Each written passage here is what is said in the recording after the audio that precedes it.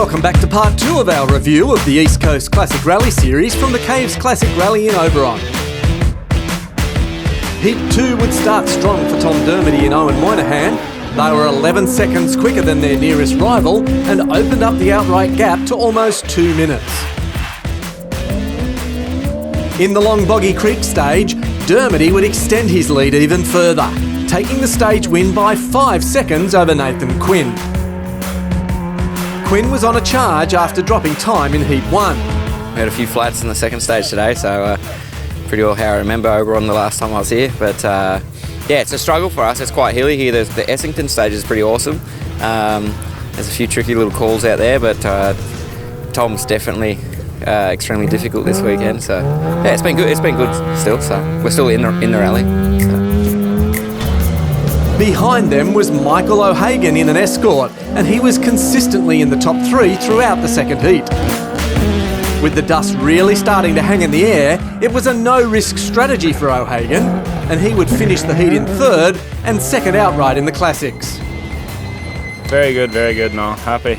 Good comeback, but very dusty them last two. It just wasn't worth selecting 3rd gear nearly. It was that bad, but happy to be 2nd. I'll take 2nd any day behind Tom.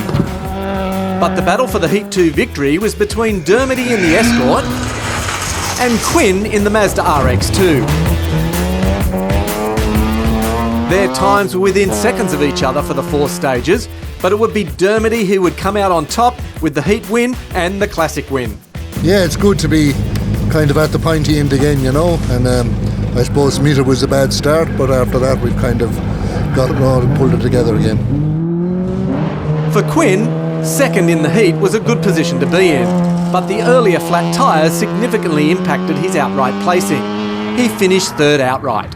Yeah, it was a tough day. The dust takes a little bit of fun out in the Arvo, because you get old people like Tom that don't want to take as much risk as me, so we use it to our advantage, but whether or not we got him in Heat 2 or not, no idea, but it's good fun racing him. He's unreal. The rest of the East Coast Classic outright positions would be filled by Stephen Duthie and Damien Hands in the 180B Triple S. They finished 4th outright.